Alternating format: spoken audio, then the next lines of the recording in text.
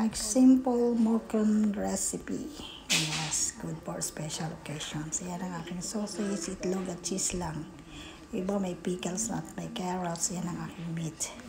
See, yan na. It's either beef or pork. Pwede din.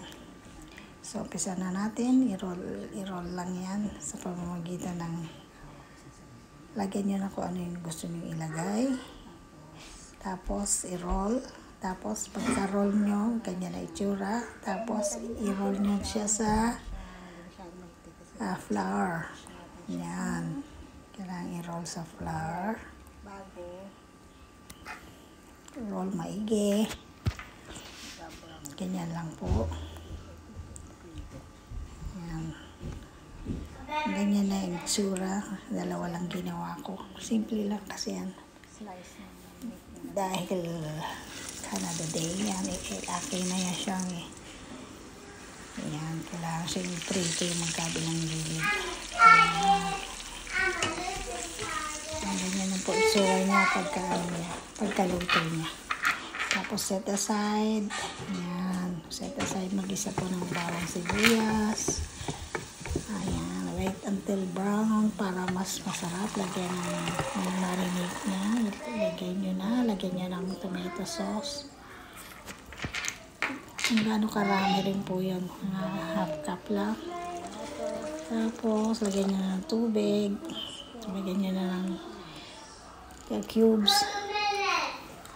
Tapos, ilagay nyo na yung ayan, morcon. Pakuluan siya ng 45 minutes. Depende po sa kasi yan, pork yan kaya 45 minutes. Pagka beef, 1 hour. So, balik ta rin nyo lang kasi maninipit siya. Yan, tatakpan. Hinaan ng apoy. And then, yan, ganyan ang itsura niya. Ang bango. Ayan na, masarap.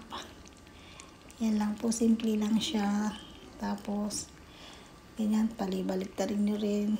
Ayan, tapos slice nyo na siya. Ganyan ang itsura. Slice lang. Ayan. Yan ang itsura niya. Tatlo lang kasi ayaw nila ng may gulay. Tapos lagyan nyo ng sauce. Ng masarap na sauce. Ayan. Yummy. Okay. Ayan na po ang itsura niya. Yung isa pa lang nagawa ko. Na nahiwa ko. Ayan. Ayan, tignan nyo mabuti. Ganyan lang po siya. At yan, nahiwa ko na yung dalawa. Ayan ang aking yummy morcon for a special occasion. Bye-bye!